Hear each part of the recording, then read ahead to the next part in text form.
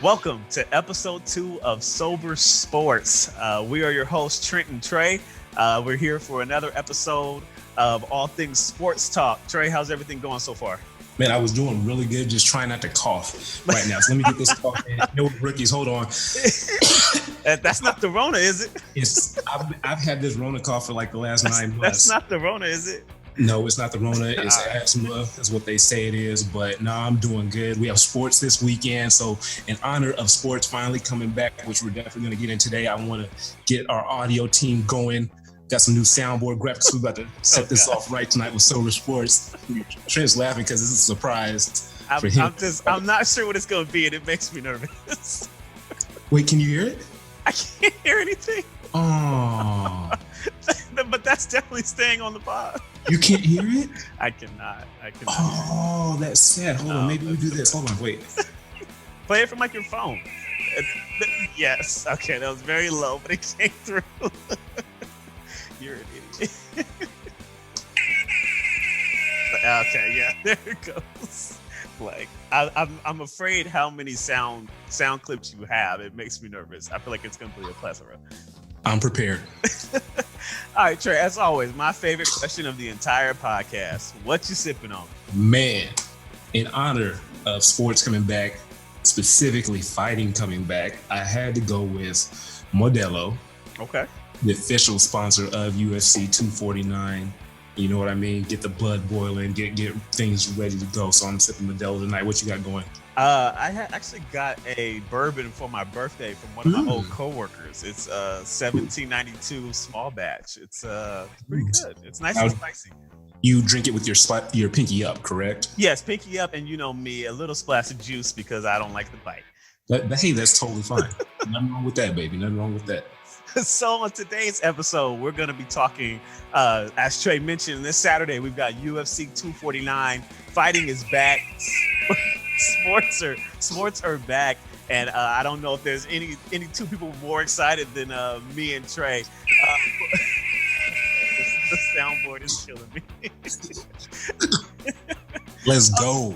But before we get into that, we watched the next 2 episodes of The Last Dance, the Michael Jordan documentary, and we just couldn't let another day go by without talking a little bit about that and just how amazing it has been. Trey, so what was your favorite part of the last 2 episodes? MJ pitching quarters in the hallways of the arena. Okay, like we know that MJ was a gambler, right? We know his exploits at casinos, on the golf course, playing cards, right? And they got into that on the pod. But to see him with the arena staff have you ever been in the bottom of a stadium in an arena? It's like not a fancy place. It's not a place that you want to hang out in. Like dungeon. It's not outside of the locker rooms, and only like for professional teams are the locker rooms even really nice, but the rest of it is terrible, right? It's like a dungeon that's cold and whatnot, and this is where the best player in the world is hanging out, losing, mind you,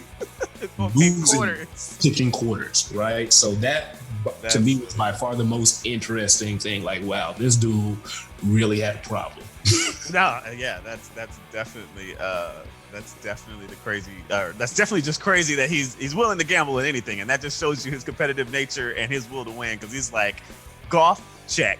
The quarters, check. Let's do this. Like any way I can get your money in my pocket, we can do it. Heads or tails. I like how you phrase that. His competitive nature and will to win was the reason why he was pitching quarters in the hallways. Yes, that's the whole reason. Of course, Trey. You know I have a slight gambling. What's the word I'm looking for? I like to recreationally gamble. So of course, it's gonna be, my phrasing is very, very careful. I don't like the word addiction. I like the word hobby. So we will take Michael Jordan's hobby of betting on different things and call it what it is. I like it. How about you? What you like the most? What you enjoy the most about the last 2 episodes? Man, I just love the thing in general, but I think. Let me think. I think my favorite part was the Olympic game where they just decided this Jerry Krause likes Tony Kukoc. We're gonna just make Tony Kukoc miserable. And I'm just like, this man didn't do nothing to y'all. Like, this man is just out here in this country playing basketball, and y'all coming out picking on him. And they beat that man that first game, and it just for no reason. Didn't even know the guy. Hey man, I know he's still alive, but can we pour one out for Tony Kukoc, please? for that performance. That was cold game. It was. They went to the team and was like, nobody else got him but me and Scotty. And Tony, he's just like wide-eyed. He's like, oh, I get to play against my heroes, my future teammates. And they got all in his grill. They messed him up. That was cold. Definitely. Sorry, but I wanted to save the pour one out segment for the beginning of that episode. Kobe Bryant, of course, came in at the beginning, and I just love the fact that he came in just spitting real talk. Like, he was just like, without Jordan, there is no 5 rings. Like, stop the debate. Like, there is no reason to have this conversation. Like, it's him before me, and we're both just great, you know. And it was just so refreshing to hear somebody come in that conversation and just be like, hey, real talk, this is the answer. Like, stop all the debate. He's my idol, you know. Like, and you don't see that anywhere else. And I just thought, you know, Kobe Bryant coming out and saying that and being able to hear him say that was great. You about to get me crying, dude. Our main topic for UFC 249. Before we get into the fights, Trey, how excited are you to have sports back? Oh, I want to be very specific about this, because yes, it's cool for sports to be back, but fighting is different. Yeah. Okay. Yeah. Combat sports are different. I have been a combat sports fan my entire life. Like I said, I already referenced We Will Win the Day by Lou Moore, but shout out to Dr. Lou Moore again, because he wrote another book about boxing. The title is escaping me right now, but if you're a fight fan, I'll put it in the comments or whatnot. But it shows just how important, you know, the sport of boxing was to Black people. And just growing up in the house, right? We did fight parties all the time, right? And it was loud and raucous. And so for me, my evolution into MMA came a long time ago. Just enjoying watching the sport and seeing the evolution of the sport, going from, you know, really bloody, crazy fights back in the day to tournaments like fighting 4 or 5 dudes in one night, big knuckle stuff, right? To the evolution of it, right? And seeing athletes. To me, it's the peak of athletic competition as far as training and actual combat. So that this is what we get to watch this weekend. Dude, I got it. Let's go. That's what's up. No, yeah, I am super excited about this. Like, as you mentioned, we've been fight fans for quite some time, and this just like this. I haven't been this excited in quite some time. Like, this is finally sports back. You can see something live, get to tweet. I hope it happens. That's the only thing. Oh, it's gonna happen. I think it's good now. I think it's good now. We're 2 days out. Like, they're already flying in. They're already got the test. Like, I think we're good for this one. Now, whether or not the rest of the ones go on is a question, but I think this one's fine. All I'm saying is I've had a lot of heartbreak as well, and I'm really excited. I got the DJ horn and everything. Like, I was, you know what I mean? Like, I'm really excited about this. So if it doesn't end up popping off, I'm gonna be very disappointed. Yeah. Somebody's fighting Saturday. I know that. That's what I'm saying. I'm gonna see a fight Saturday. You're stupid. So question, before we dive into the fights, and we'll talk a little bit about the main card, we'll give some predictions, we'll give a little analysis, but before we do that, what is your first exposure to UFC? Like, or at least the one you remember? Yes, I was trying to think about that, right? Because when did I start watching MMA? And I can't remember what my first fight was, but the one that I remember the most, the one that made me a fan, I specifically remember is the WEC days. You know who I'm gonna talk about? My man, Uriah Faber. Okay.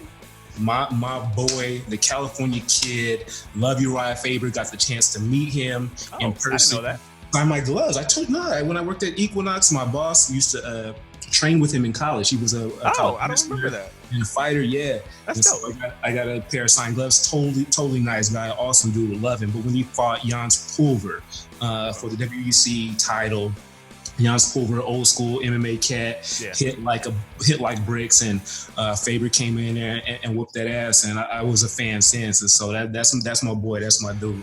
Okay, okay. No, yeah, I remember the first fight I remember is and call me what a regular or not, but the first fight I remember is the Ultimate Fighter season 1, Griffin Bonner, and just the blood fest that it was, and it was just like, I was like, I can't get enough of this. Like, like just blood everywhere, just man versus man, just like hands, feet, elbows. It's a classic fight too. Oh, it is. Oh, it's that's a fight that you say that and you're like, shit. Oh yeah, it's one of the greats. It's one of the greats. So that's the first fight I remember. But like when I think back about it now, like my first exposure to it actually was through the WWE, because Dan Severn and Ken Shamrock came over from the UFC and MMA into WWE, and I didn't even know what the UFC was. So then you go down, Dan Severn comes in and has his submissions all in the WWE as his moves. And you're like, okay, let me learn a little bit more about this. And you realize this fool was doing this for real against people like who were trying to fight him. And so like that was actually my first exposure to it without even really knowing it. So I guess you could say the point in which I fell in love with it. So let's just start with the main card, and some of these fights we'll go a little bit deeper into, and some of them we'll just hit the surface level on them. But the first one we have is a heavyweight fight between Greg Hardy, former NFL player, and I think it's Jorgen De Castro, one of the fighters from the Contender Series a couple of months ago. So what's your first thoughts on this fight? And if you want to jump straight to the pick, feel free, because I know we'll have more on the other fights. Yeah, man, I'm not too excited about this fight, to be perfectly honest with you. I am not a Greg Hardy fan whatsoever. If we keep it just to the fight game, I haven't been impressed with anything that I've seen from him. Now, the one thing about Greg Hardy is that he's a former NFL athlete, which means he is a freak of nature. I don't think people understand just how athletic NFL players are. To me, they are, outside of gymnasts, but gymnasts is different, right? They're going to be the most physically developed people, and they can do things that you will not imagine that they can do. And he's coming into this fight, he is much bigger. So even if his skill set, right, I think he's still raw, but he's very athletic, and that gets him a long way. And so, I'm going with the big. It's a heavyweight fight, right? Yeah. It ain't going past 2 rounds. We know that. And so, and if it does, it's gonna be boring. If it goes past 2, we're in trouble. Especially with him. Yeah. So, I'm just going on him being bigger and his athleticism, and I want to see him. If they're gonna keep him around, if they're gonna keep on putting him on main cards, let's step him up a little bit, right? Like if we're gonna really do this thing, let's see you fight someone if you get past this, right? Because to just keep having him on, he wasn't some great linebacker. We know what he was. He got famous for beating women, and let's be very clear about that. I was like caught myself dancing around it. No, he got famous for beating women, not for being a great NFL player. That's why he's over here. So if you want to beat on people, let's see you beat on people. Let's step up in competition if you're going to be on these main cards that I'm excited about. Because, hey, I could see Cerrone get his head knocked off again instead of seeing Greg Hardy huff and puff or do a stupid disqualification move. Like what happened. So, again, I'm giving him the edge just because he's a bigger dude, but I hope he gets his head knocked off. Okay. Well, I'm glad to hear that, because I'm on the opposite side of that fight. I do like De Castro. Again, like you mentioned, Hardy's a freak of nature. Hardy's got the athleticism. I just watched a fight of him, and I think it was Volkov. I think he took notice, who was the number 7 ranked heavyweight. So it's not like he was a scrub, but I did notice that Volkov was able to keep Hardy at range and really did some damage with the leg kicks. And I don't think he focused on it as much as he should have. Leg kicks. And I don't think he focused on it as much as he should have. But I do know that I saw De Castro stop the guy on the Contender Series in the first round via leg kicks. And so I know that De Castro comes from a kickboxing background. He's almost just as raw. I mean, he only has 6 professional fights. It's not like he's, far ahead in advance of Greg Hardy. But I do like De Castro's power. I do like De Castro's kickboxing skills. And I think it comes down to anytime like somebody is coming over to MMA from a different sport, like for instance, there's been some boxers that have dabbled into it. It's always the things that aren't with your hands that throw people for the loop. So it's like, if it was a boxing match, I'm taking Greg Hardy. But because you're throwing the legs into it, I think that Castro has the power with the hands, but also can slow him down and keep him at bay with his legs, with his leg kicks, with body kicks. And I think over time, it starts to wear Hardy down. And I'm going to take the Castro in the second round via stoppage, whether that's via leg kicks or Hardy's legs give out and he finishes him on the ground. I do think the Castro takes it. I would be glad to see that happen.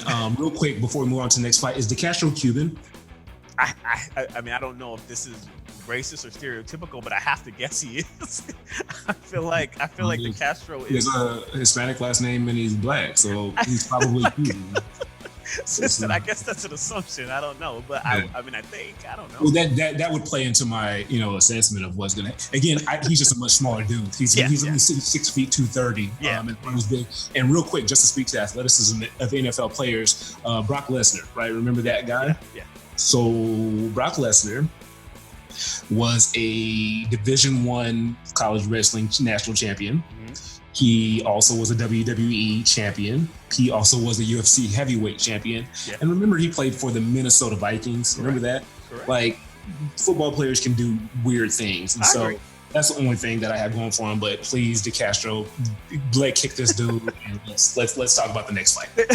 All right, sounds good. So we have Jeremy Stephens versus Calvin Kattar. I texted you earlier in the week, and I was just like, can we just skip this fight? And I am upset that I text that. So I listened to some other podcasts. This is DC, Daniel Cormier's favorite fight of the night, which might be a little extra. But I did go back and watch a couple of fights by these dudes. And Kattar definitely does not back down. And he definitely has that.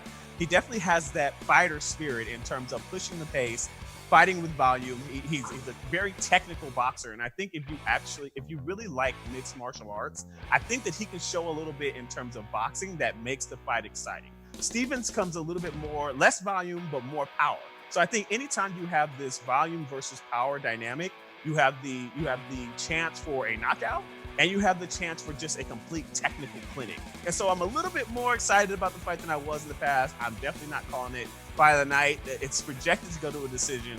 I'm going to take Kattar by decision based purely on value. You know what? Just your analysis of this fight got me excited about it. Also, well, I appreciate you because I put in work. No, I appreciate it, and you could tell because I too was a little bit. You know what I mean? Like, and again, I think you were spot on. These are great fighters. Yeah. On the card from top to bottom, and we skip great fights, and we'll dabble a little bit. Yeah, we can say something. But Jeremy Stephens, his record, I don't think you got to watch Jeremy Stephens. And I think that's the important, especially with MMA and talking about wins and losses. And we're going to get into this way too deep in a little bit. We are. I'm sorry, y'all, in advance, because it's going to get heated and there might be some MFers, but we love each other and we never meet. Just letting y'all know. But Jeremy Stephens is a dude you have to watch, right? Yeah. Because it's not only that you lose, it's how you fight in that fight. I think another group is Masvidal, right? Yeah.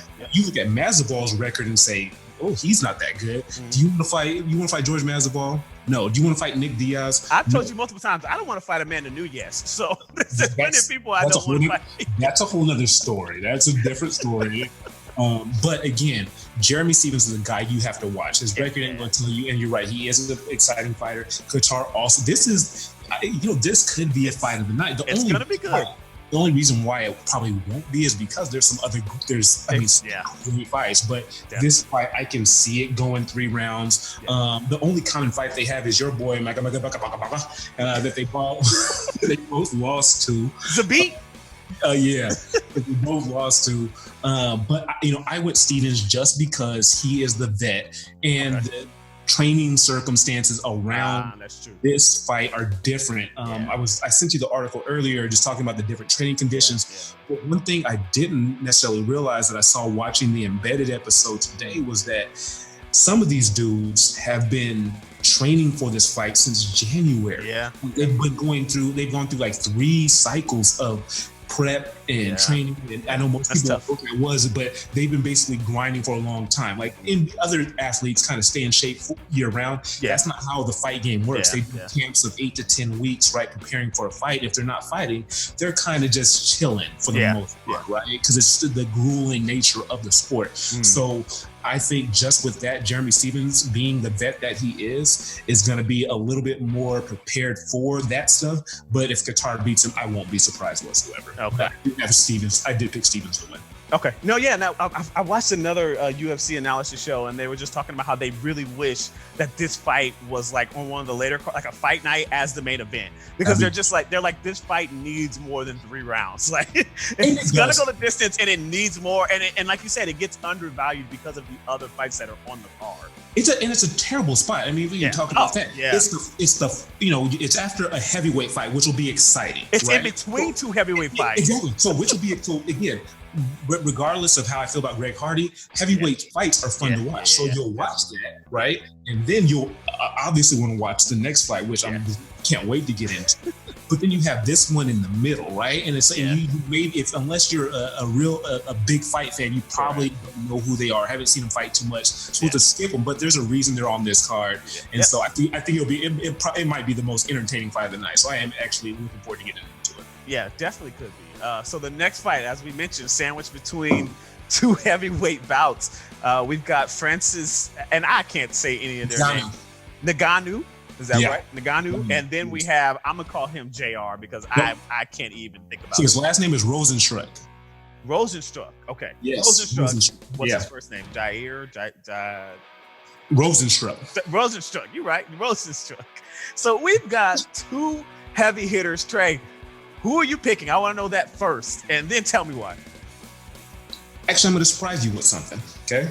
You might not surprise as much as you think. No, not with the pick, because I'm not going to talk about the pick first, okay? I'm not going to talk about the hard hitting that's going to come. I'm not going to talk about. I'm just doing that. You're an idiot. No, I think the bigger question with this is how long is this fight going to last? I agree. And how long? That's what I want to know. I want to know that prediction first. Can this be the rule? Can this be the tiebreaker for our pick'em? How long lasts? No, this fight particularly. I'm going 2:30 first round. 2:30 in the first. 2:30.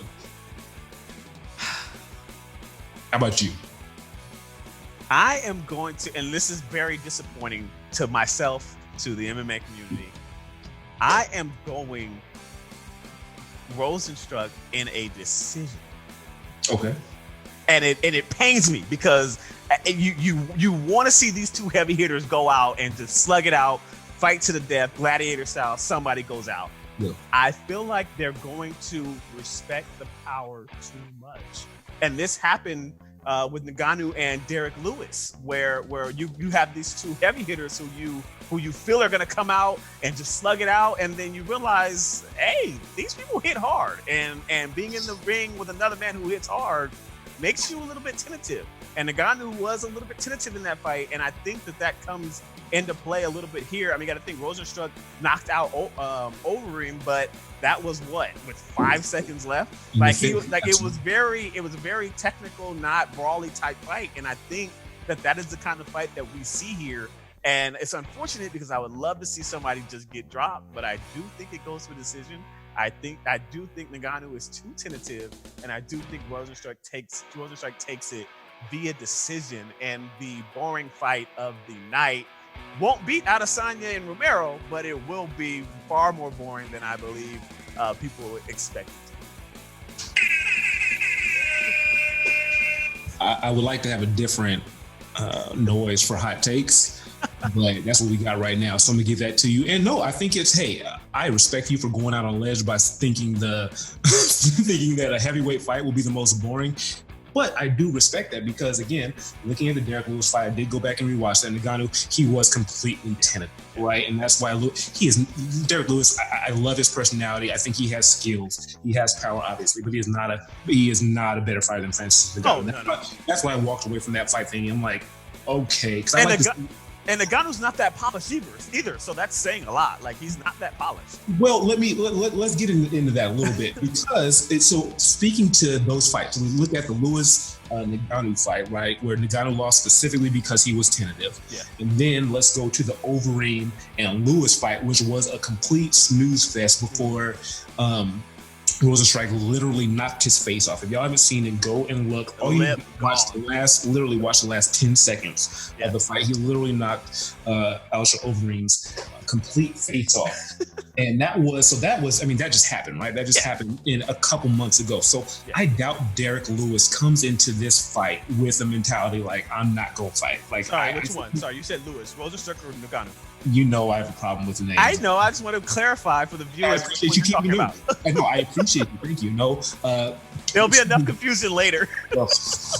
Rosenstruck. I believe that he comes in the aggressor in this fight for that reason. His last fight, and again, we know that it ain't just that's your one. It's how you won, right? Yeah. And luckily for him, again, he did knock his face off, so that's why he got this. But he spent 24 minutes, kind of messing around a little bit, and the boss don't like that. So if you want to continue to get these chances, you got to come out and win. And to be perfectly honest, that's his only path to victory. He has to come and establish himself. He has to make Ngannou timid. Yeah. Now on the Ngannou one, again, I walked away from that fight thinking Ngannou was a better fighter.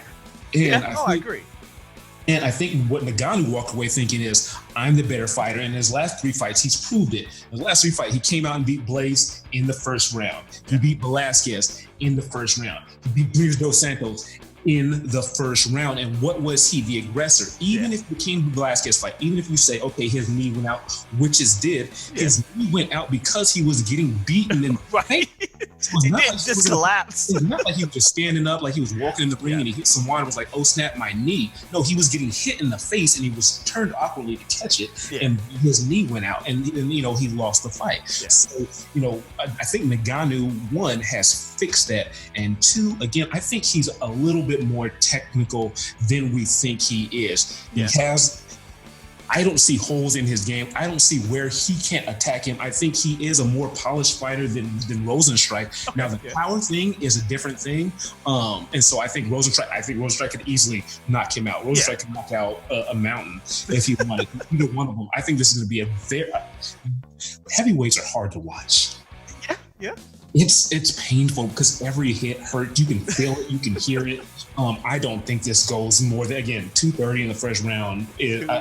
Someone's getting knocked out in this. I think Ngannou is going to knock him out. I think I think he's the best. I think those losses for him are going to be huge for him going forward. He knows what it's like to lose and knows what it's like to lose because he didn't fight the fight he should have fought. Yeah. Right. And I still think that gives him what he needs to go forward and establish himself, hopefully as a champion. Because I think he kicks Stipe's ass. Got chance against Ngannou. Seriously, I don't. And I think Stipe is great. Don't get me wrong.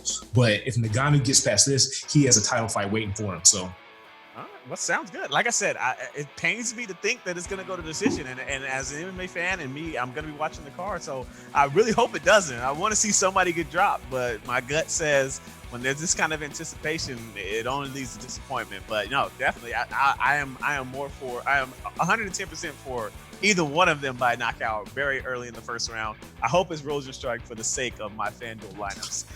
But for the next, on to the next fight, and I think this is one that we've had some prior discussion about. Hey, Trent. What's up? Did I tell you I love you yet today? Not yet, Trey. All right, I love you, man. I just want to go on record as saying that. Before we get started, well, I love you too, good. This might get personal, man. All right, the next fight. Bantamweight Championship. Henry Cejudo versus Dominic Cruz. Trey, would you like to go first or would you like for me to go first? So, we have Henry Cejudo. He's still the champ in my eyes. Okay? He ain't lost. Ain't nobody beat him. And so he is a dual weight champion coming in, fighting.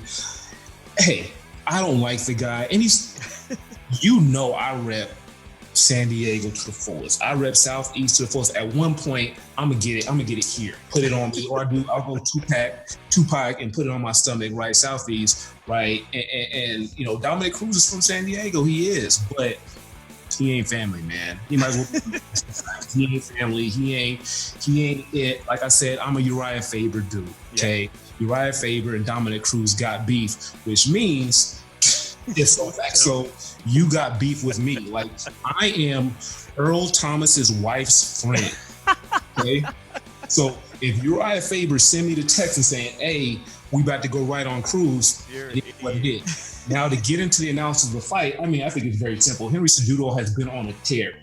He beat the greatest, is it Bantam or Fly? I forget what they are. Fly, if you're talking about DJ. Yeah, they beat the best. He finally defeated the best flyweight of history, right? And I still think he's the best flyweight. I do think Demetrius Johnson won that fight, but again, Henry Cejudo fought a great fight. And even going back to their previous fight, I thought Henry won the fight that he actually lost. So he fought the best fighter in the world at that weight class. Two great fights, which tells me you're good.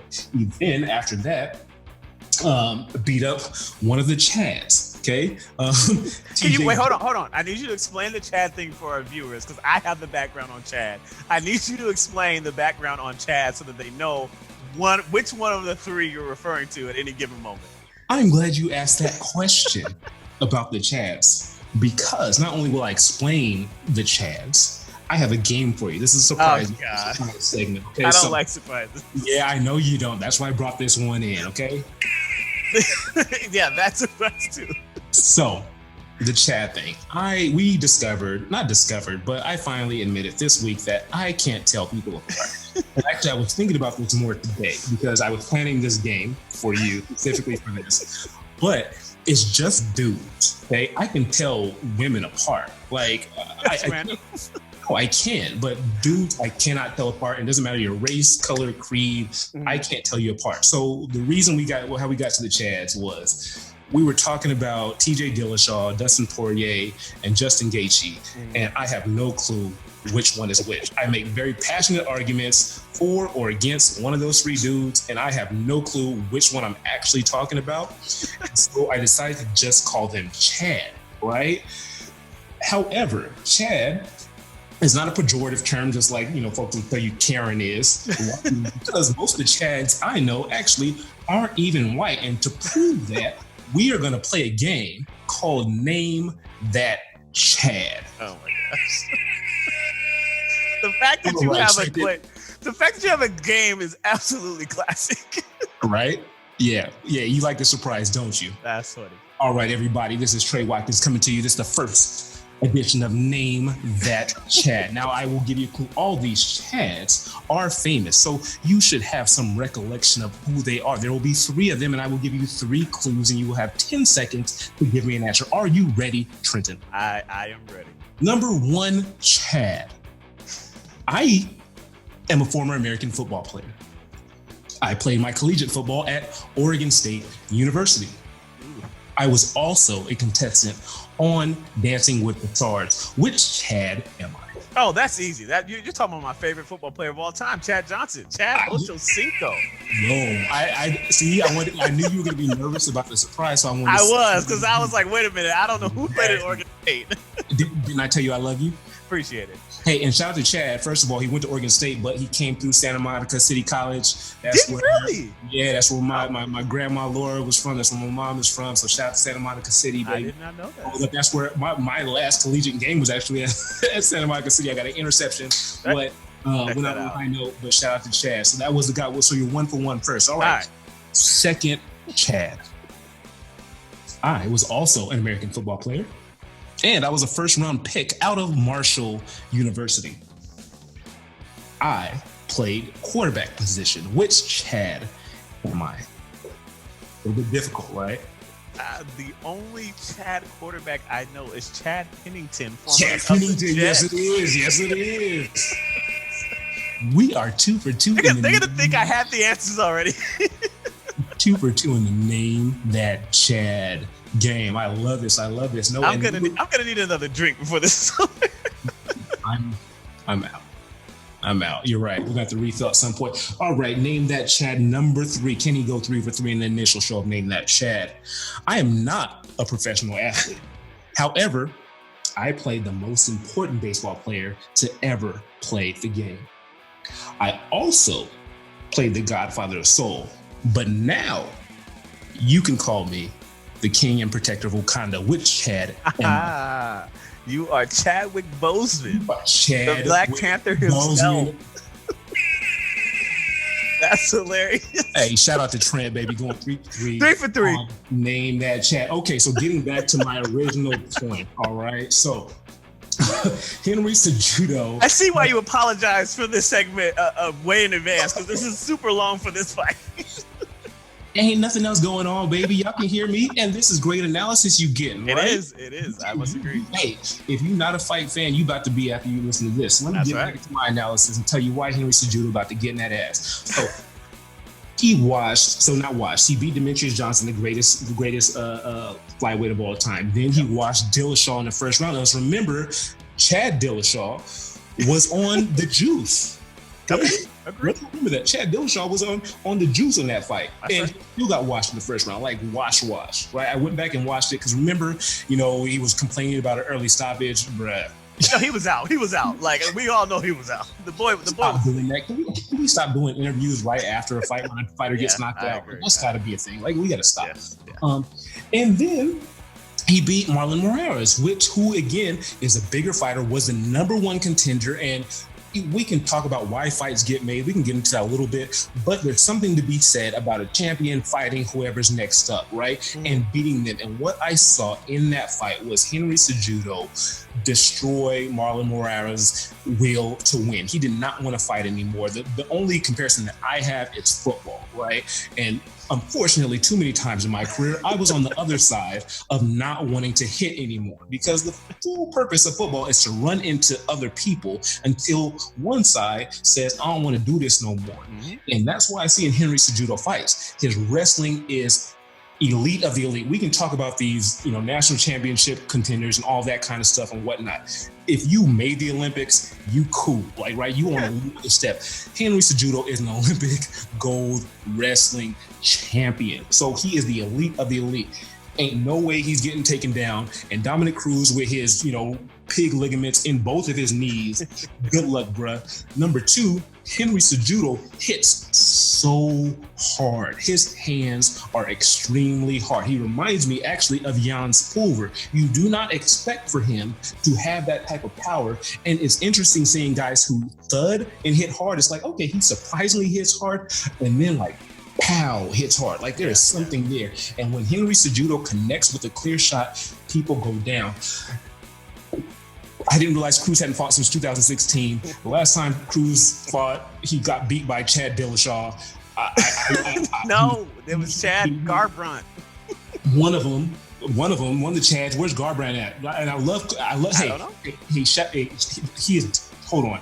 Thank you for putting him in there. He is definitely a Chad Garbrandt. And I was a big Cody Garbrandt fan, and I thought he had all the skills, and he ain't nowhere. And Cruz ain't fought since 2016. Dude's getting killed. What you got? All right. Well, I'm glad we're on opposite ends of this fight. No, you're not, because this is a win for me. And just championship fights count for 2 points. So this is. Wait, since when did that happen? It's now, man. Just agree to it, dog. All right. Henry Cejudo, Dominic Cruz. Let's start with Henry Cejudo first. You're right. Olympic champion. No disrespect. Can't doubt that at all. At 121 pounds. This fight is at bantamweight, which I believe is 135, correct? Henry Cejudo is a big flyweight, don't get me wrong. So the size difference will not be that significant. However, if you have 10 to 15 pounds on an individual, in the fight game, that means you're probably walking around even larger than that, correct? Yep. So, and not to say that Dominic Cruz is the largest bantamweight out there.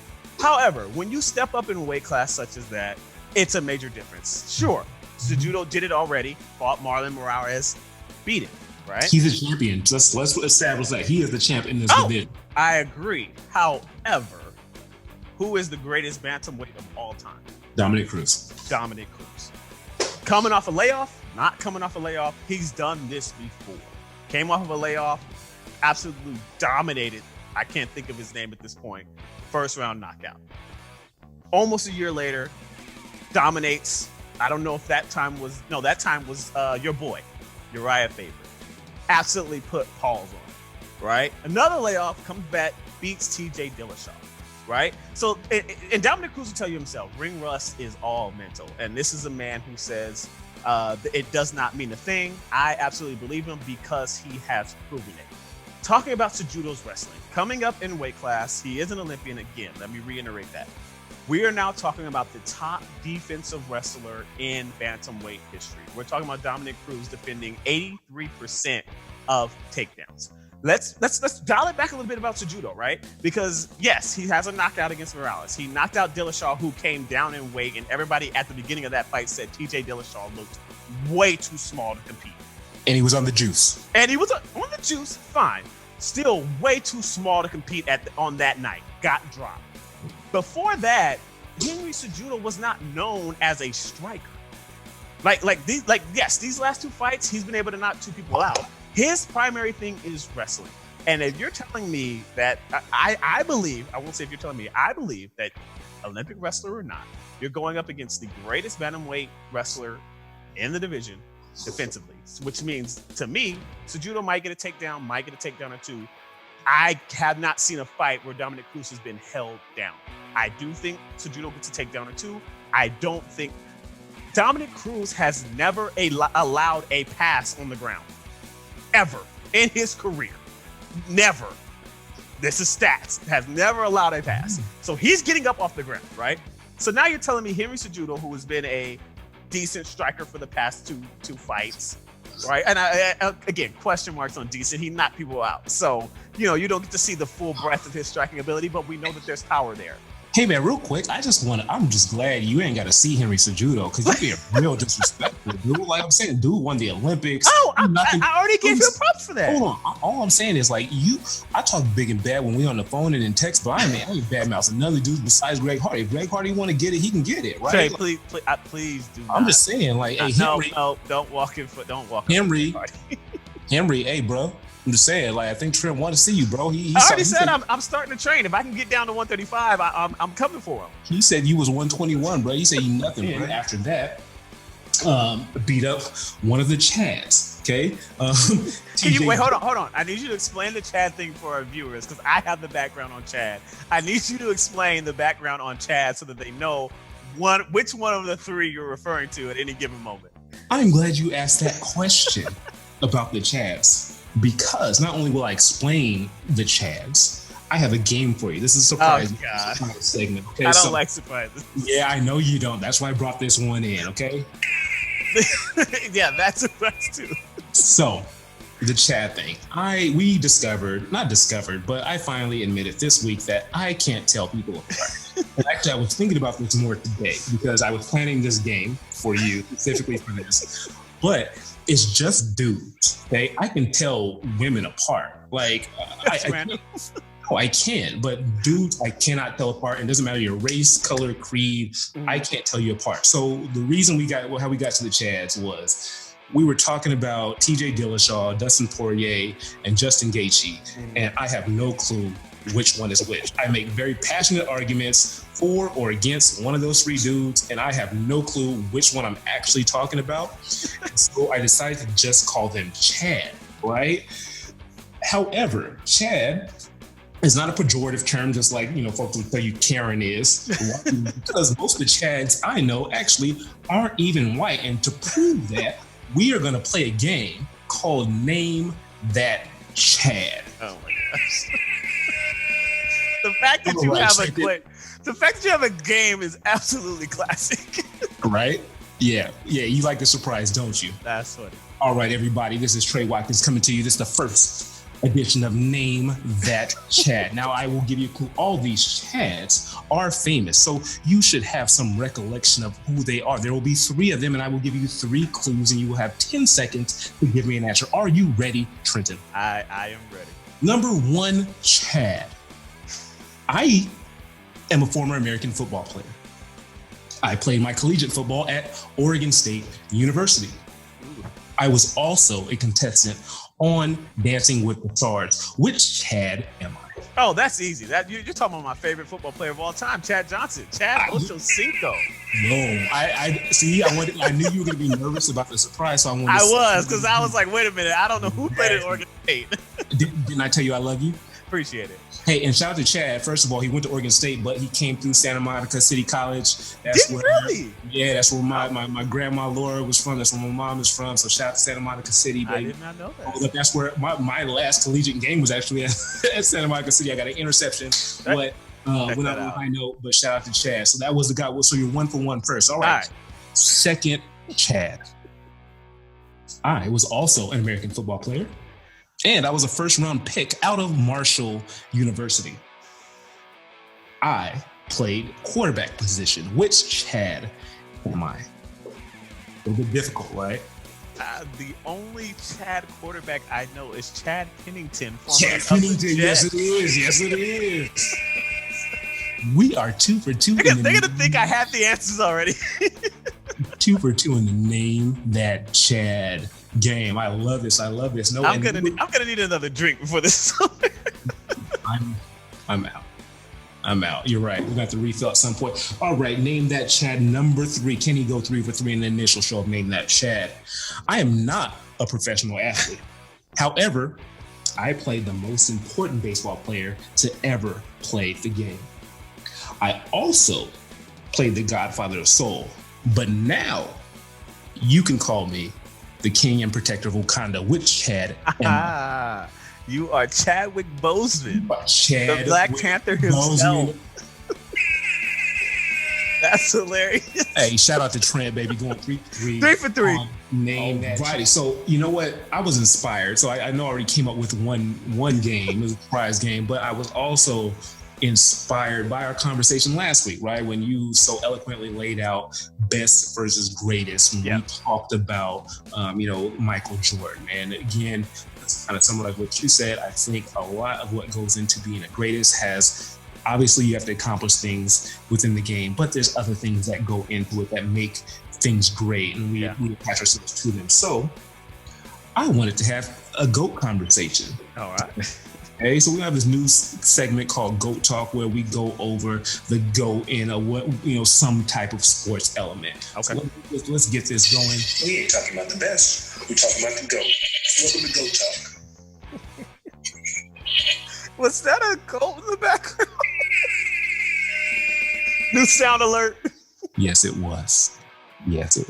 All right, now next week I gotta come with a freaking soundboard. Like you do, man. Step your game up, baby. Each week we're gonna get better. All right, so this week's GOAT Talk is gonna be top mixed martial arts moves. Now, it's not necessarily in a particular order, but you know what my favorite mixed martial arts move is, and that one is my favorite. So we will get to it. Before I get into my top 4 mixed martial arts GOAT moves, I will name the honorable mentions. Okay, there are 2 honorable mentions. Okay, and so first honorable mention is hard hands. Okay, just in general.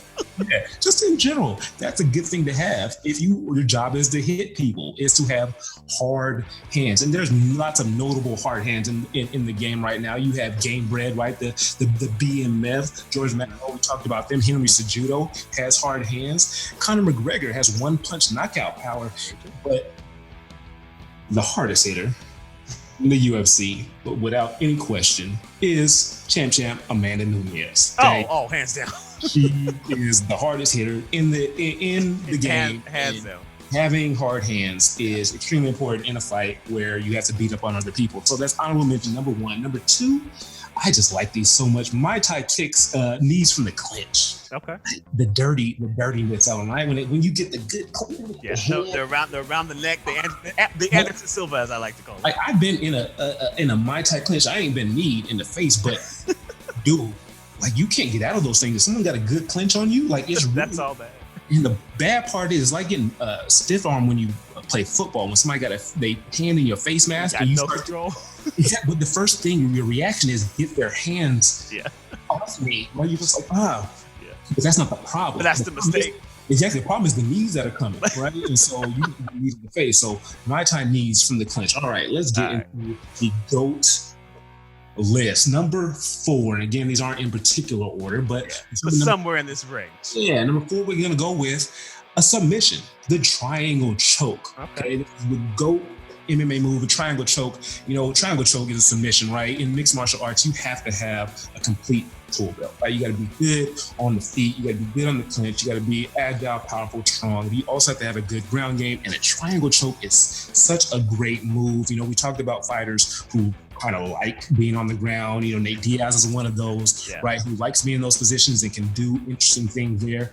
And you know what? Triangle choke, like the Darcy choke, is a very exciting choke. I mean, the one that pops into my head, number 1, is Anderson Silva versus Chael Sonnen, right? Chael was washing Anderson Silva for 4 rounds. The lead up to it, right? Chael was talking about his mama, his country, all that kind of stuff, and he came in whooping his ass. He brought it.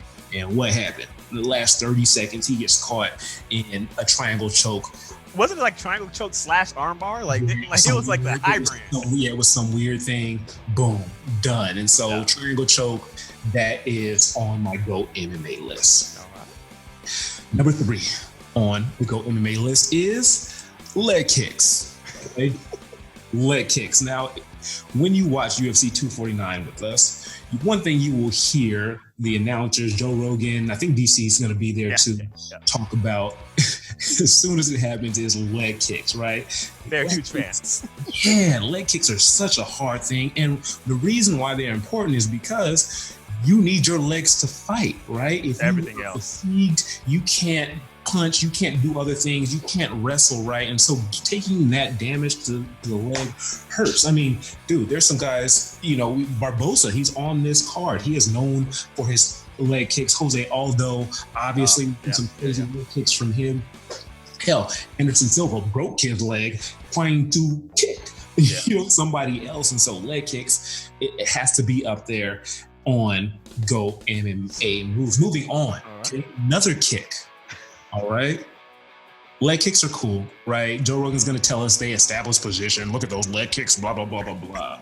However, if you get caught with a front kick. I was hoping you said this one. If you get caught with a front kick. The Anderson Silva Vitor Belfort. Wait. Why you going to ruin it? See, you mess up the build up, man.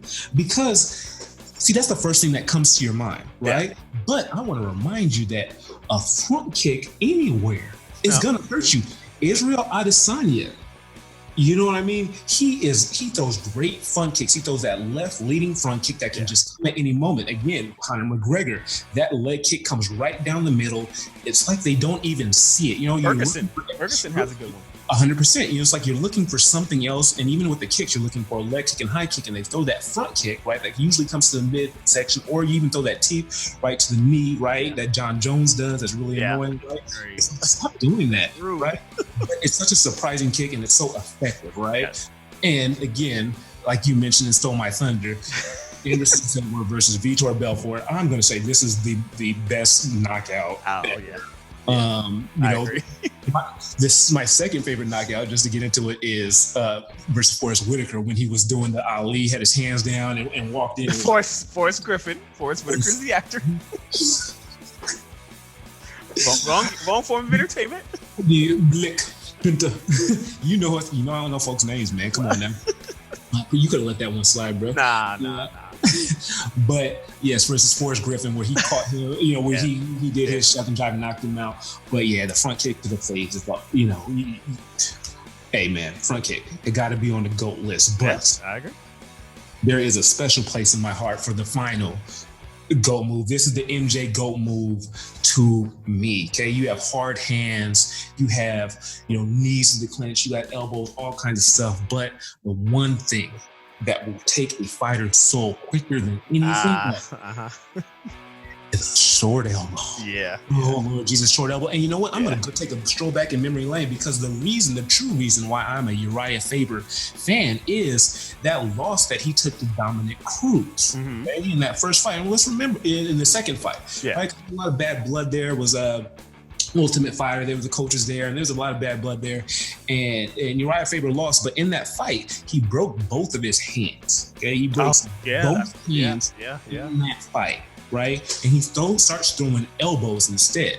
Okay, So he starts using his elbows and throwing elbows. And the first time he catches Dominic with one, Dominic's like, what? Like, what'd you do?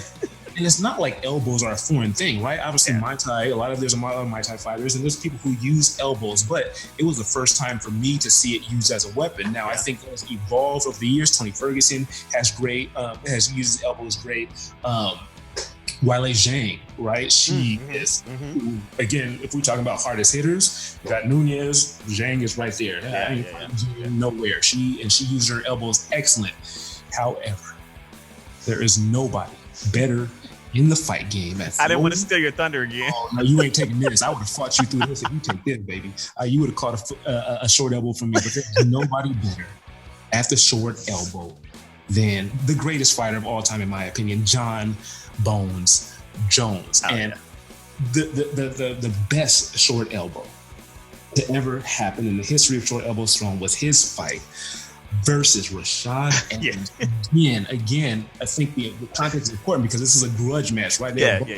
At the same MMA training facility, and Rashad was mad because Jones was next up, and the coaches kind of put him on, and so he left. And Rashad was a champion, right? And Rashad came in at heavyweight, right? He came in at heavyweight and then was moving down, and so it was John was an up and comer, and it was like, this is it.